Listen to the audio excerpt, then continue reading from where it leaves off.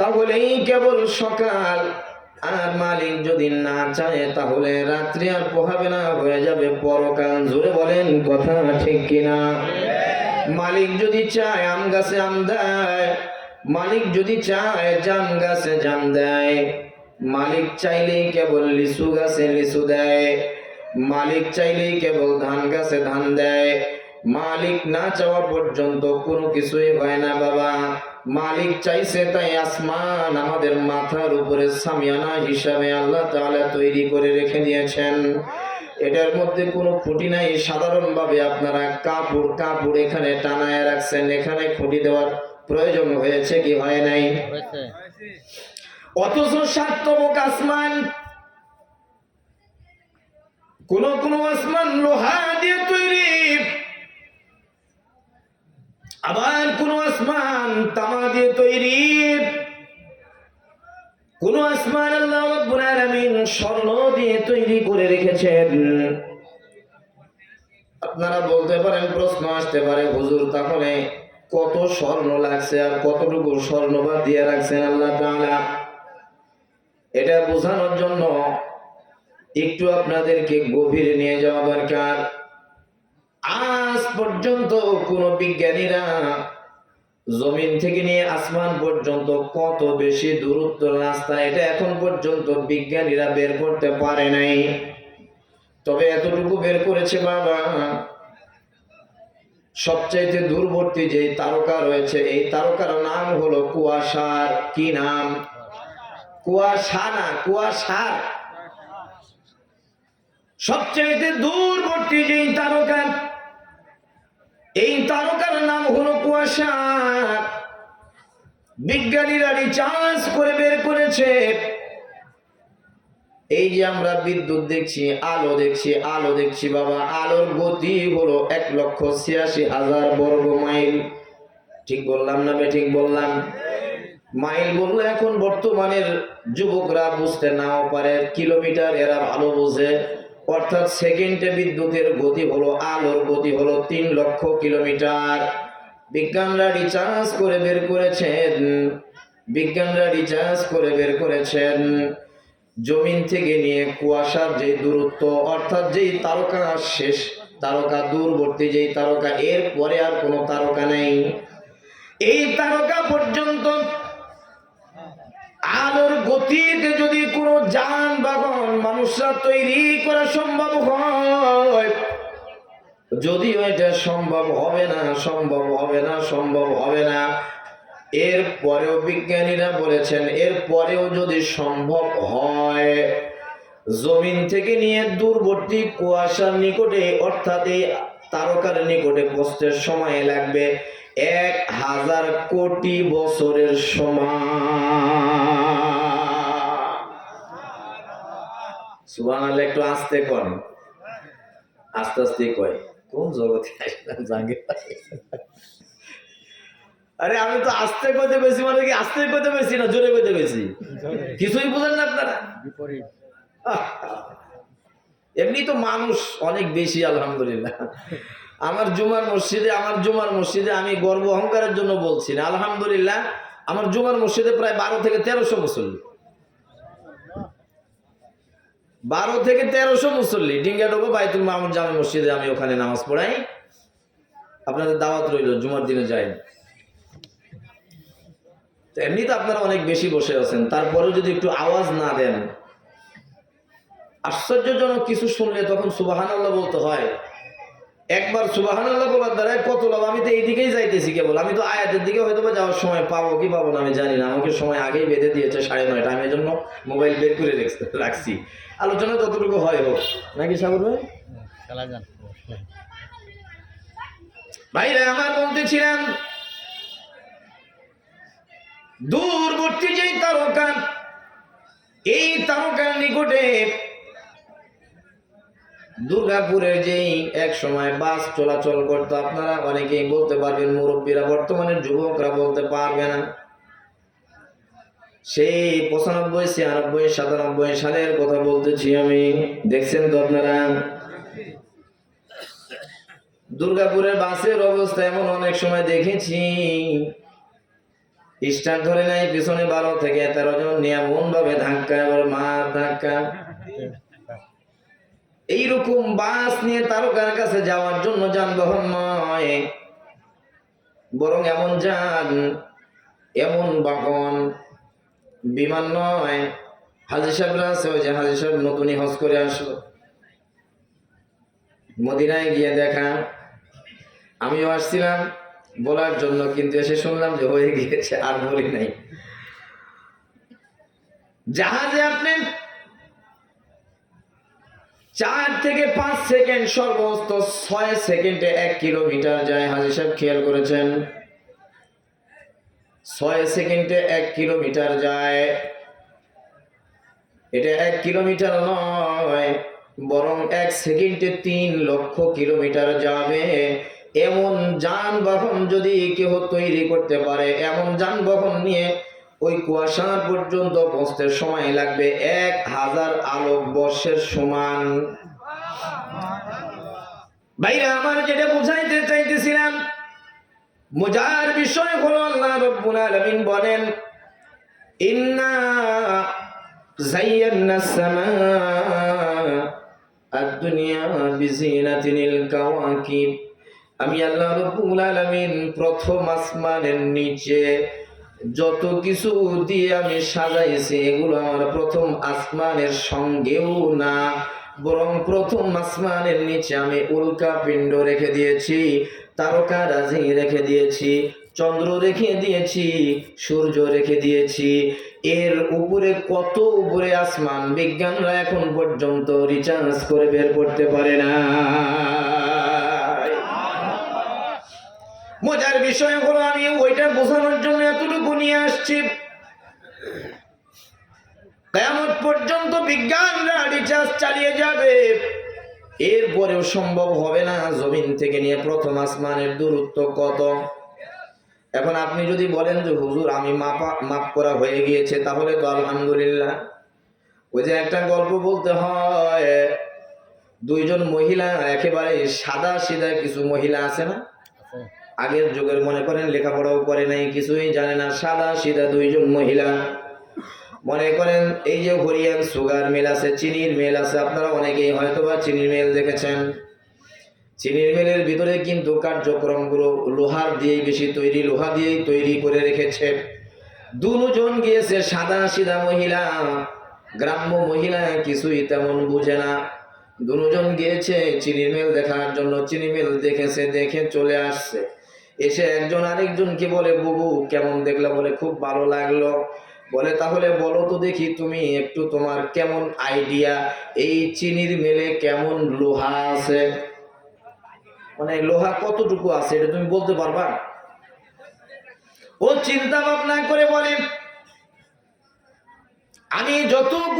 আমি যতটুকু চিন্তা করে দেখলাম, ঘুরে ঘুরে দেখেছি, এই চিনির মিলের মধ্যে যতগুলো লোহা আছে, সমস্ত লোহা যদি এক জায়গায় করা হয়, তাহলে 1 ভ্যান ভর্তি হয়ে যাবে। বুঝেন নাই আপনারা? তাহলে কথা বলেন না কেন? 1 ভ্যান ভর্তি হয়ে যাবে। যে প্রশ্ন করেছিল সে বলে, বোকা, তোমার কোনো আইডিয়া নাই। বলে তুমি বলো তাহলে। বলে আমি যতটুকু আইডিয়া করেছি, এতগুলো লোহা যদি এক জায়গায় করা হয়, গরুর গাড়ির 1 গাড়ি হবে। আসলেও কি ভ্যানের গাড়ি আর গরুর গাড়ির 1 গাড়ি লোহা আছে? যারা হুহা করেন না তারা মনে হয় সুগার মিল দেখেন নাই, দেখেছেন তো? কথা বলেন না কেন? ওই চাচা মেয়ে দেখেছে, চাচা জোরে বলতেছে হ্যাঁ দেখেছি। ভাইরা আমার, এই জন্য বলতেছিলাম, যদি কেউ মনে করেন জমিন থেকে নিয়ে প্রথম আসমান পর্যন্ত আমার মাপ করা হয়ে গিয়েছে, তাহলে ওই 2 জন মহিলার মতো আপনার আইডিয়া আমি ধরে নিব। ভাইরা আমার, প্রথম আসমান এত মোটা, এত মোটা, এত মোটা, জমিন থেকে নিয়ে আসমান যত দূরত্ব, প্রথম আসমানটা আল্লাহ তাআলা এমন মোটা করে বানিয়েছে, সুবহানাল্লাহ। প্রথম আসমান থেকে দ্বিতীয় আসমান, দ্বিতীয় আসমান থেকে তৃতীয় আসমান, এটা নিয়ে যদি আমি বর্ণনা করতে যাই, ঘন্টার পরে ঘন্টা সময় চলে যাবে, আমি আমার আয়াতের মাহাত্ম্যের দিকে আমি পৌঁছতে পারবো না, সেই দিকে আমি যাব না বাবা। শুধু এতটুকুই বুঝে নেন, প্রথম আসমান থেকে দ্বিতীয় আসমানটা অনেক বড়। কত বড় এটা শুধু একটু বলি। মুসলিম শরীফের হাদিস, হাদিসের ইবারতের মধ্যে আল্লাহর নবী বলেন, কাল মুহাল্লাকাতি ফিত তালওয়াত। জোরে বলেন সুবহানাল্লাহ। কাল মুহাল্লাকাতি ফিত তালওয়াত। আল্লাহর নবী বলেন, প্রথম আসমান এবং দ্বিতীয় আসমানের মধ্যে ছোট বড় দিক থেকে তফাৎ হলো পুরা একটা মরুভূমির মধ্যে, পুরা একটা মরুভূমির মধ্যে। মরুভূমি তো বাংলাদেশে নাই, মরুভূমি দেখতে হলে সৌদিতে যাইতে হয়। একটা মরুভূমির মাঠের মধ্যে মানুষের হাতের নখের মধ্যে যে আংটি থাকে, এই আংটি যদি পুরা একটা মরুভূমির মাঝখানে ফালায়া রাখা হয়, দ্বিতীয় আসমানের কাছে প্রথম আসমান যদি তুলনা করা হয়, ওই মরুভূমির মধ্যে আংটির সমান। এইভাবে বাই দিবাই পাট্টু বাই, দ্বিতীয় আসমান, তৃতীয় আসমান, চতুর্থ আসমান। দ্বিতীয় আসমান তৃতীয় আসমানের কাছে আংটির মতো ছোট, তৃতীয় আসমান চতুর্থ আসমানের কাছে আংটির মতো ছোট, চতুর্থ আসমান পঞ্চম আসমানের কাছে আংটির মতো ছোট বাবা। এইভাবে সপ্তম আসমানের কাছে ষষ্ঠ আসমানটা আংটির মতো ছোট। প্রত্যেকটা আসমান এইরকম পুর। প্রত্যেকটা আসমানের মাঝে দূরত্ব হলো, দুনিয়া থেকে প্রথম আসমান যত দূর, দ্বিতীয় আসমান প্রথম আসমানের মধ্যে মাঝখানে তফাৎ হলো এর চাইতে 10 গুণ আরো ফাঁকা। ভাইরা আমার, আমি যেটা বুঝাইতে চাইতেছিলাম, যেহেতু কোন আসমানকে আল্লাহ তাআলা স্বর্ণ দিয়ে তৈরি করেছেন, কোন আসমানকে আল্লাহ তাআলা রূপা দিয়ে তৈরি করেছেন, এর চাইতে দামি দামি জিনিস দিয়ে আল্লাহ তাআলা আসমান তৈরি করেছেন। লোহা দিয়ে একটা আসমান তৈরি করা আছে, পুরো আসমানটা লোহার। এখন একটু ভাবেন তো, এত মোটা লোহা এবং এত উপরে আছে, খুঁটি ছাড়া কেমনে? চিন্তা কি মাথায় আসে? কিছুই আসে না। এটা আল্লাহ তাআলা চাইছেন তাই আছে। আল্লাহ যদি না চান, আসমানের জায়গায় থাকা সম্ভব না। জোরে বলেন সম্ভব না। জমিনের জায়গায় থাকা সম্ভব না। আল্লাহ তাআলা কুরআনুল কারীমের মধ্যে বলেন, সুম্মাস সালজি ওয়াত তারাইব। বলতে পারেন হুজুর গল্প শোনানোর জন্য আসছেন? না না, কোরআন হাদিস থেকে কথা বললে কি আপনাদের অসুবিধা হয়? অনেকেই আমাদেরকে আগেই বলে দেয়, হুজুর রাজনৈতিক কোনো আলোচনা করবেন না। ঠিক আছে, করলাম না। রাজনীতি আপনারাই করেন, আপনারাই রাজনীতি করে খান, আমাদের হুজুরদের দরকার নাই। তবে এতটুকু বলি, রাজনীতির কথা যদি কোরআনে থাকে তাহলে বলতে বাধা কোথায়?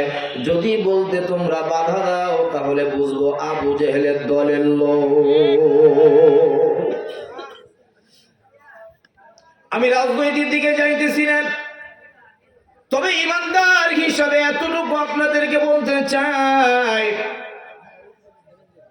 আপনার একটা সমর্থন যদি কোনো দস্যুর কাছে যায়, আর এই দস্যু যদি অপকর্ম করতেই থাকে, তার একটা পার্সেন্টেজ আপনার আমলনামায় চলে আসবে। বুঝবেন মরণের পরে। বিশ্বাস না হয় মরেই দেখেন কি হয়।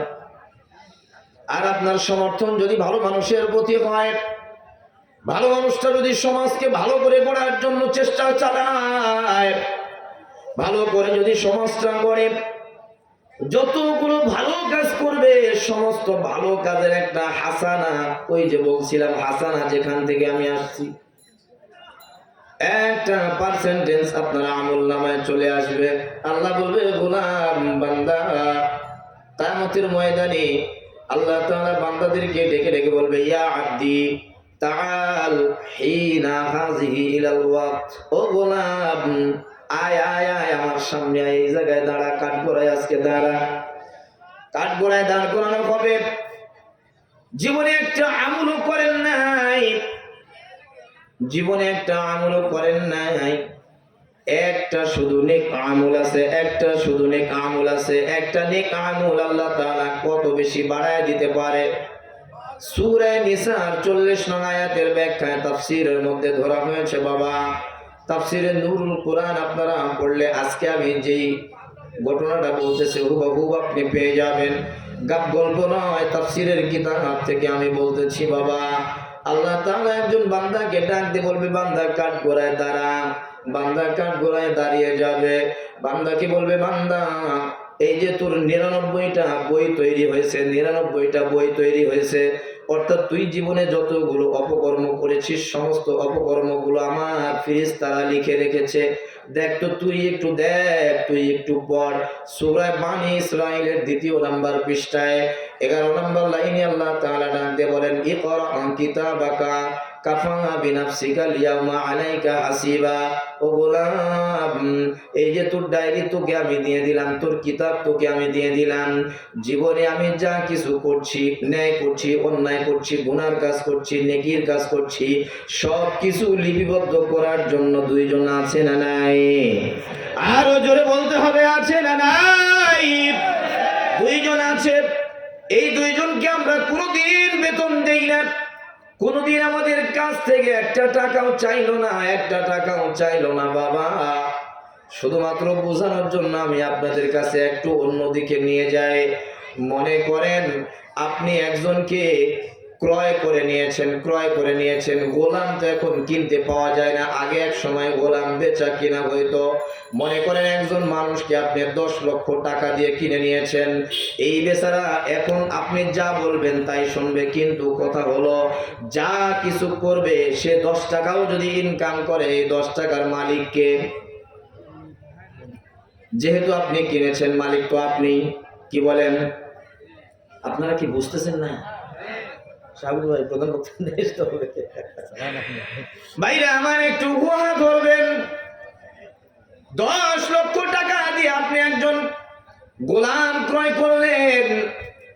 চুক্তি হলো যতদিন সে বাঁচবে ততদিন যা ইনকাম করবে সমস্ত ইনকামের মালিককে।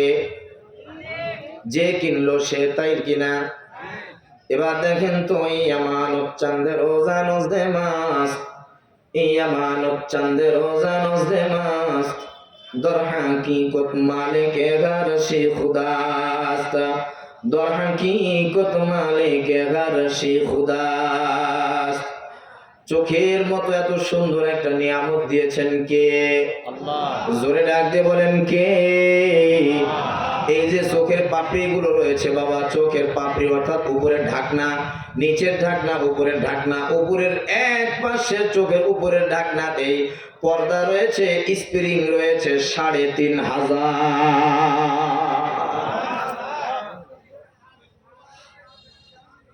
এক পাশে উপরে যে চোখের ঢাকনা, এই চামড়ার মধ্যে 3500 স্প্রিং। কতবার ইচ্ছা করে নিয়ে মানুষকে চোখ টিপি মারলেন, এরপরও আপনার চোখটা নষ্ট হলো না। কতবার চোখ মিটিমিটি করলেন, এরপরেও যুবকরা চিন্তা করছে হুজুর প্রেমের কথা কিছু কন। ও যুবক, দেখো আল্লাহ তাআলার নিয়ামত কত বেশি, নিয়ামত কত বেশি দামি আল্লাহ তাআলা আমাকে আপনাকে দিয়েছেন। এই যে মানুষের শরীরের মধ্যে রক্ত রয়েছে, বিজ্ঞানীরা বলে 5 থেকে 6 লিটার রক্ত একজন মানুষের শরীরের মধ্যে আছে, সুস্থ মানুষের দেহের মধ্যে আছে। এই রক্তের কণাগুলো কোটি কোটি রক্তের কণা মানুষের দেহের মধ্যে আছে। প্রত্যেকটা মানুষের শরীরের মধ্যে 3 লক্ষ রাস্তা রয়েছে। না বুঝলেও জোরে বলেন সুবহানাল্লাহ। 3 লক্ষ রাস্তা রয়েছে বাবা মানুষের শরীরের মধ্যে। রক্তের কণা রয়েছে কোটি কোটি। একটা রক্তের কণা এই রাস্তা দিয়ে চলতে শুরু করে দেয়, আস্তে আস্তে চলে না, মুরব্বী মানুষের মতো টুকটুক টুকটুক করে চলে না। বিজ্ঞান যেটা রিচার্জ করে বের করেছে, বিদ্যুতের গতির চাইতে 3 গুণ গতিতে রক্তের কণা মানুষের শরীরের মধ্যে চলমান।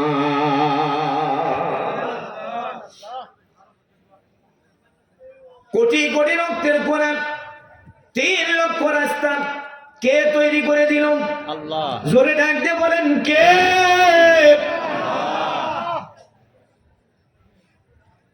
একটা রক্তের রক্তের কোনা যদি আরেকটা রক্তের কোনার সঙ্গে লেগে যায়, এই মানুষটার সঙ্গে সঙ্গে মারা যাবে। ডাক্তাররা এই রোগ ধরতে পারে নাই, লাস্টে এর নাম দিয়েছে হার্ট অ্যাটাক। আমি কি বোঝাতে পারছি আপনাদেরকে? যে জিহ্বা দিয়ে কথা বলছি বাবা, বর্ধনপুরে তো অনেক ধনাঢ্যবান ব্যক্তি রয়েছে। দেখেন তো আল্লাহ তাআলার নিয়ামতের দাম দেওয়া যায় কিনা। যদি এগুলোর মূল্য আল্লাহ তাআলা চাইতেন, আপনি দিতে পারতেন কিনা। আমি তো আসার সময় দেখলাম সুন্দর সুন্দর বাড়ি, 2 তলা 3 তলা, মনে হয় অন্ধকার দেখতে পাইলাম। আছে না? আছে। আমার সঙ্গে যে এসেছে, আমি বললাম যে এটা কি মাহফিলের জায়গা নাকি? বলে হুজুর না, এটা না। খুব সুন্দর সবুজ, মানে নীল লাল বাতি দেওয়া আছে, সুন্দর সাজানো আছে। ভাইরা আমার, এই চোখের মধ্যে আল্লাহ তাআলা যেই লাইট দিয়ে দিয়েছে, আলো দিয়ে দিয়েছে, কি বলবো আপনাদেরকে, কোন নিয়ামতের কথা আপনাদেরকে বলবো। এই চোখ যদি আপনি হালাল জায়গায় ব্যবহার করেন, যতদিন আপনি বাঁচবেন আপনার চোখ নষ্ট হবে না। এখন তো 18 বছর 20 বছর বয়সে চক্ষুটা নষ্ট হয়ে যাইতেছে। কেন যাইতেছে জানেন? এই যে মোবাইল নামক যে গজব, এই গজব দেখে দেখে চোখের পাওয়ার গুলো নষ্ট হয়ে যাইতেছে। আল্লাহ তাআলা স্বাভাবিকভাবে যে আলো গুলো দিয়েছেন, এই আলো নিম্নে 5 মিটার দূর থেকে আপনি নিতে হবে। অথচ একটা মোবাইল যখন মানুষ দেখে তখন সেটা 1 মিটারও হয় না, হাফ মিটারও হয় না। তাই যুবক কানা হয়। কোটি কোটি আলো আল্লাহ তাআলা এই চোখের মধ্যে দিয়ে রাখছেন, এটা মৃত্যু পর্যন্ত চক্ষুটা নষ্ট হবে না। যেই জিহ্বা দিয়ে আমি আপনি কথা বলি, এই জিহ্বার মধ্যে 1,17,000 রগ রয়েছে। রগ, যাকে বিজ্ঞানীরা বলছেন শিরা, উপশিরা। একটা শিরা যদি নষ্ট হয়ে যায়, আঁকা বাঁকা হয়ে যায়, কেটে যায়, দুর্বল হয়ে যায়, এই লোকের কথা শুনতে ভালো লাগে না। এই লোকের কথা শুনলে আর ওই মানুষ বুঝেও না। এখন শুধু আ আ আ আ আ, এরকম লোক আছে না নাই? জোরে বলেন, আছে না নাই? এত বড় বড় দামি নিয়ামত দিলেন কে? জোরে বলেন। আর একটু জোরে বলেন। জোর হলো না, জোরসে হবে, জোরে সরে। আল্লাহর নাম এত জোরে একবার বলবেন, যাতে করে আল্লাহর নাম বলতে গিয়ে যদি আপনি দুম ফাইটে মারাও যান, লাভ না ক্ষতি? লাভ। ভোটের ক্যানভাস যখন হয় তখন তো বলতে পারেন আমার ভাই, তোমার ভাই, তখন তো আওয়াজ বের হয়। আচ্ছা, এখন বের হয় না কেন? আল্লাহর নাম নির্দ্বিধায় জোরসে বলতে হবে। ভিতরের মধ্যে দিয়ে হার্ট পিণ্ড দিয়েছেন বাবা, হার্ট গুলো পাম্পস করার জন্য আল্লাহ তাআলা যে ফেরেশতাগুলো নিযুক্ত করে রেখেছেন। হাদিসের মধ্যে যেটা আমরা পাই, 12 ঘন্টার জন্য একজন মানুষকে পাহারা দেওয়ার জন্য, মানুষটা যেন ভালো থাকে, ভালো থাকার জন্য, ভালো রাখার জন্য আল্লাহ তাআলা 12 ঘন্টার সময়, অর্থাৎ ফজর থেকে নিয়ে আসর পর্যন্ত, এই 12 ঘন্টার সময়ের জন্য একজন বান্দার জন্য আল্লাহ তাআলা 70 জন ফেরেশতা নিযুক্ত করে রেখেছে। আসর থেকে নিয়ে ফজর পর্যন্ত আরো 70 জন। দিন রাত 24 ঘন্টার মধ্যে 140 জন। ও বাবা, যেই নিয়ামত গুলো আমাকে আপনাকে দিলেন আল্লাহ, এই নিয়ামত দিয়ে আমি আপনি যে ইনকাম গুলো করি, হিসাব মতে আপনি তো আপনার হিসাবটা ভালো করেই কষে নিয়েছেন। ভালোভাবে আপনার হিসাবের কথা আপনি বললেন। আপনি তো বলেই দিলেন যে হুজুর, আমি 10 লক্ষ টাকা দিয়ে যদি একজন গোলাম ক্রয় করি, ও জীবনে যা কিছু ইনকাম করবে সব কিছু আমার। এটা যদি হয়, আপনার একটা কিডনি আপনি 10 লক্ষ টাকা দিয়ে বিক্রি করলে, বিদেশে এমন এমন মানুষ আছে একটা কিডনি 1 কোটি টাকা দিয়েও কিনতে রাজি আছে। আছে না নাই? জোরে বলেন, আছে না নাই? আল্লাহ তাআলা আপনাকে যে অসংখ্য অগণিত এত মূল্যবান নিয়ামত গুলো দিয়েছেন বাবা, ইয়ামানত চন্দে রোজা নজদে মাস দর হাকিকত মালিকে হরশে খুদাস। আমাকে আপনাকে যা কিছু দিয়েছে সব কিছুর মালিক কে? আরো জোরে বলতে হবে কে? এখন আল্লাহ তাআলা যদি এই কথা বলেন, বান্দা তুই যা ইনকাম করবি সব আমার, তাহলে কি অপরাধ হইতো? জোরে বলেন, অন্যায় হইতো? এই দাবিটা করা একেবারেই অন্যায় আল্লাহ। জোরে বলেন, এই দাবি যদি অন্যায় না হয়, সময় আপনাকে আমাকে দিয়েছেন আল্লাহ। আল্লাহ যতটুকু সময় চান ততটুকু সময় আমাকে বাঁচায় রাখবেন। আমার চাইতে কত খেলার সাথে দুনিয়া থেকে বিদায় হয়ে গেল রে ভাই।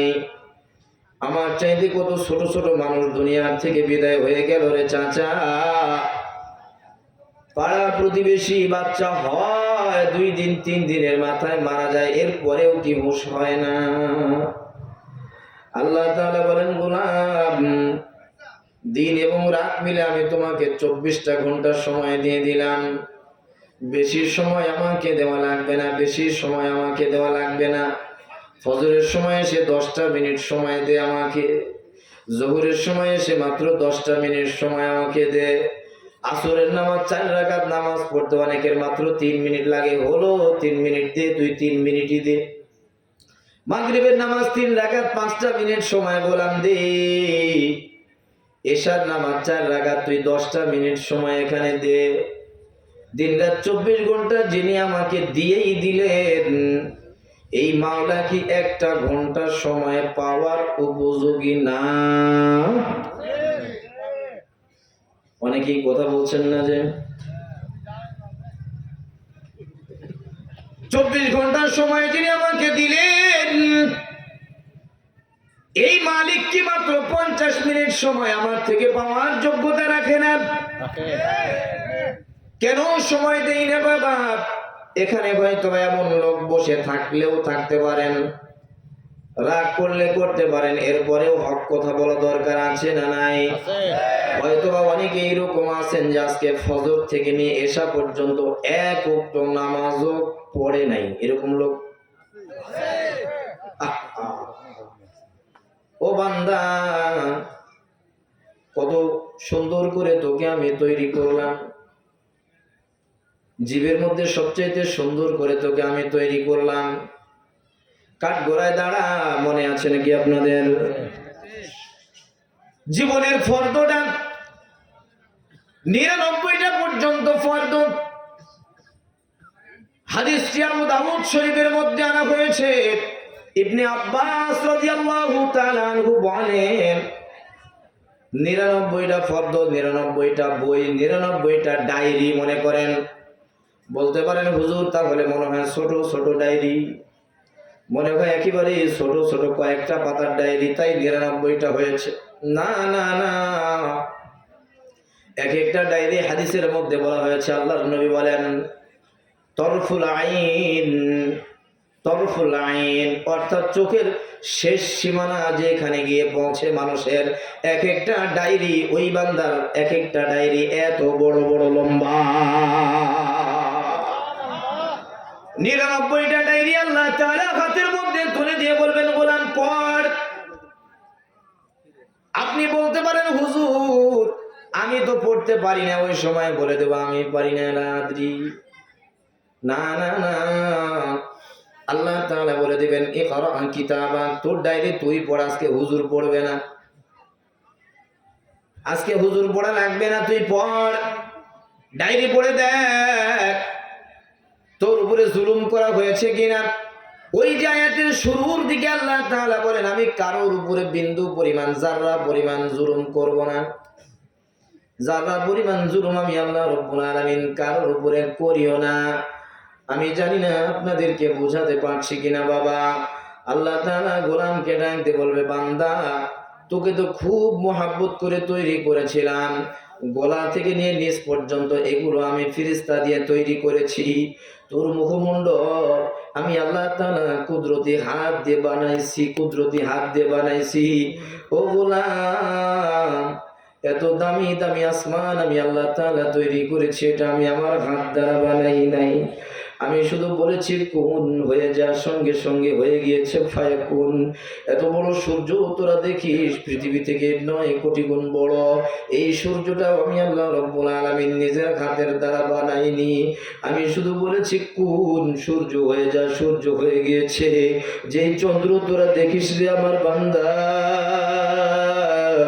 এই চন্দ্র আমি হাত দিয়ে বানাইনি, নক্ষত্রগুলো আমি হাত দিয়ে বানাইনি, গাছ থেকে শুরু করে অন্য অন্য যতগুলো মাখলুক তোরা দেখিস রে গোলাম, কোনটাই আমি আমার নিজের হাত দ্বারা বানাইনি। বান্দারে, তুই যখন মার পেটের মধ্যে ছিলি, এই যে তোর মাথা থেকে নিয়ে অর্থাৎ গোলা থেকে নিয়ে উপর পর্যন্ত আমি আল্লাহ রব্বুল আলামিন যেইভাবে আমি পছন্দ করেছি সেইভাবে তোকে বানাইছি। তাই দেখবেন বাবা, মানুষ যদি কালো হয়, নিজের চেহারা যখন আয়নার দিকে দেখবেন, নিজের চেহারা নিজের কাছে ভালো লাগে না খারাপ লাগে? একটা চক্ষু নাই কানা মানুষ, এরপরেও তাকে যদি জিজ্ঞাসা করেন ভাই তোর একটু চেহারাটা দেখে বলতো কেমন তুই, ও বলবে আমি সবচেয়ে সুন্দর। কেন জানেন? যেহেতু এই চেহারাটা আল্লাহ তাআলা নিজের কুদরতি হাত দ্বারা বানাইছে। আল্লাহ বান্দাকে ডাক দিয়ে বলবে, বান্দা এত বড় বড় নিয়ামত আমি দিলাম, এই নিয়ামতের যদি আমি তোর থেকে টাকা নিতাম তুই খাবারও পাতি না। আমি যদি আমার নিয়ামতের বিল নিতাম তাহলে তুই বিল দেওয়া তো দূরের কথা, তুই এক ফোঁটা পানিও পাইতি না। এত কিছু আমি দিলাম, মূল্য যার মূল্য পরিশোধযোগ্য না। গোলাম তোর 99টা ফরজ তৈরি হলো, আজকে তুই একটু দেখ তোর উপরে কোনো জুলুম করা হয়েছে কিনা। বান্দা এবার পড়তে শুরু করবে, বাবা বান্দা এবার তার ডায়েরিটা তার বইটা পড়তে শুরু করে দিবে। দেখবে ওই বর্ধনপুর গ্রামের মধ্যে আব্দুল আহাদকে আমি শালা বলে ডাক দিয়েছিলাম, আরেকজনকে আমি গালি দিয়েছিলাম, আরেকজনের জমি আমি হক নষ্ট করেছিলাম, আমি ভাই হয়ে আমার বোনের উপরে আমি জুলুম করেছিলাম, জমিগুলো আমি দেই নাই, আমার নিজের ভাইকে আমি জমি থেকে ছাড় করেছি, আমি নামাজ পড়ি নাই, রোজা রাখি নাই, নামাজও পড়ি নাই, রোজাও রাখি নাই, যাকাতও দেই নাই। কোনো একটা দিন বসে বসে আমার আল্লাহ যে আমাকে তৈরি করলো, আমি কোনোদিন আমার আল্লাহকে আল্লাহ বলেও ডাক দেই নাই। বান্দা এবার 99টা ফর্দ পড়বে, 99টা ডায়েরি পড়বে, 99টা বই পড়বে, ডায়েরি গুলো অনেক বড় বাবা। আল্লাহ তাআলা বান্দার চেহারার দিকে তাকায় থাকবে। এই আয়াতের তাফসীরের মধ্যে মুফাসসিরিন ইকরামগণ বলেন, ওয়া ইন তাকু হাসানাতান ইউদাইফহা, একটা হাসানা আল্লাহ তাআলার কাছে যদি প্রিয় হয়েই যায়, বান্দার মুখের দিকে তাকাইয়া আল্লাহ তাআলা বলবে, বান্দা এবার বল তোর উপরে কোনো জুলুম করা হয়েছে কিনা, বাড়তি লেখা হয়েছে কিনা। বান্দা এবার ডাক দিয়ে বলবে, আল্লাহ, আল্লাহ তোমার কসম, তোমার জাতের কসম, একটু এদিক ওইদিক হয় নাই, লা ইউগাদিরু সাগীরাতান ওয়ালা কাবীরাতান ইল্লা আহসাহা। আল্লাহ এমন একটা ডায়েরি তুমি তৈরি করে দিলা, তোমার কাতেবগা কিরামান কাতিবিন, তোমার যে 2জন কাতেব ছিল এমন সূক্ষ্ম তারা, আমি আমার জীবনে কয় গ্লাস পানি খেয়েছি, কয়টা ভাতের দানা খাইছি, কয়টা গোশত খাইছি, কয়টা মাছ খাইছি, কয়টা ধাপ হাঁটছি, সব কিছু এই ডায়েরিতে লেখা আছে। আল্লাহ একটুও বেশি হয় নাই, আমি যতগুলো গুনার কাজ করেছি সবগুলো এখানে আছে, ছোট গুনাহও আছে, বড় গুনাহও আছে। আল্লাহ এবার বান্দার দিকে তাকাইয়া আল্লাহ তাআলার রহমতের দরিয়ায় জোশ চলে আসবে, জোরে বলেন না সুবহানাল্লাহ। আল্লাহ বান্দাকে ডাক দিয়ে বলবে, বান্দা তোর এখন তো আমল নামা মাফ করা হবে, তাহলে তোর কি উপায় হবে তুই একটু বল, তোর নিজের মুখে বল। কোটি কোটি মানুষ কিন্তু দাঁড়িয়ে থাকবে বাবা। আপনারা বলতে পারেন হুজুর শুধু আমাকে কাঠগড়ায় দাঁড় করাবে আর কেউ থাকবে না, কোনো ঝামেলা নাই। না না না, এই এলাকার চেয়ারম্যান যদি এলাকার লোক হয়, এলাকায় যেখানে যার পরিচিতি, এখানে চেয়ারম্যান হইলে তার সম্মান বেশি না কম?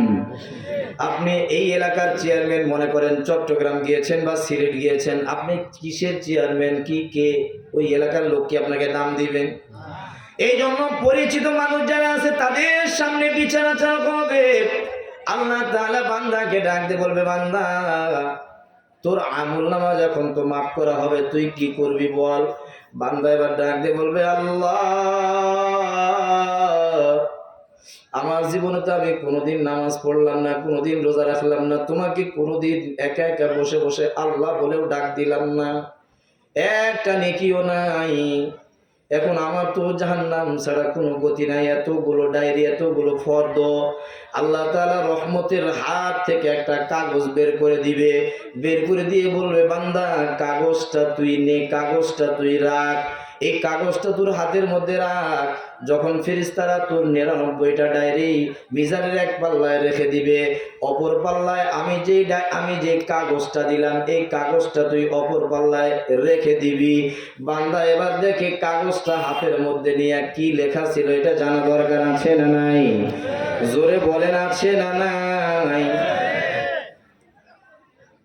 এটা বলবো বাবা, আল্লাহ তাআলা বান্দাকে মহব্বত করে একটা চিঠি দিলেন।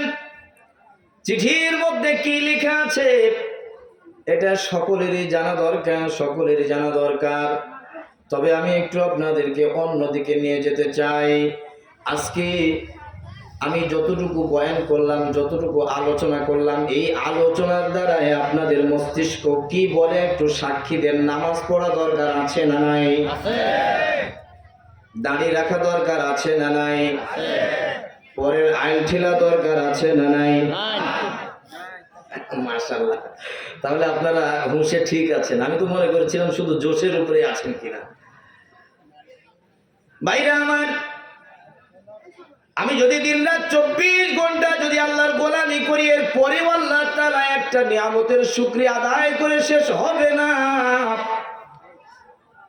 কিতাবের মধ্যে যেটা ধরা হয়েছে, যতগুলো নিয়ামত আল্লাহ তাআলা আমাকে আপনাকে দিয়েছেন, একটা নিয়ামতের শুকরিয়া যদি বান্দা আদায় করতে লাগে, কিয়ামত পর্যন্ত যদি বান্দাকে হায়াত দেওয়া হয়, বান্দা দুনিয়ার সমস্ত কাজ কারবার থেকে আলাদা হয়ে বান্দা যদি ইবাদত করে, গোলামি করে, এরপরেও বান্দা একটা নিয়ামতের শুকরিয়া আদায় করে শেষ করতে পারবে না।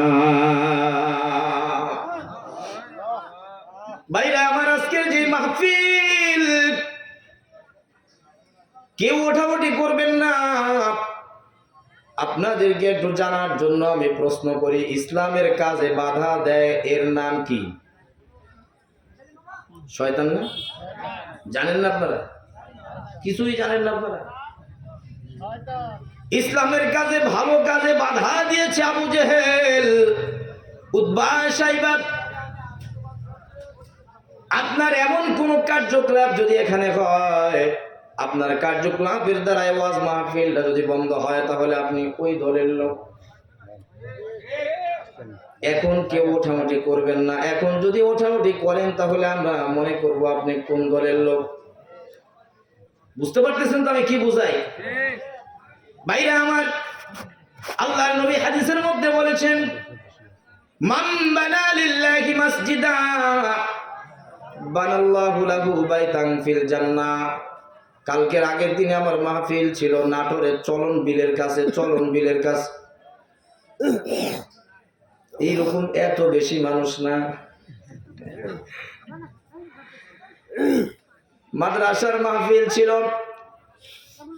শুধু বলেছি মাহফিল মাদ্রাসার, যেখানে যেহেতু কোরআন পড়ানো হয়। কোরআন আল্লাহ তাআলা দিয়েছেন।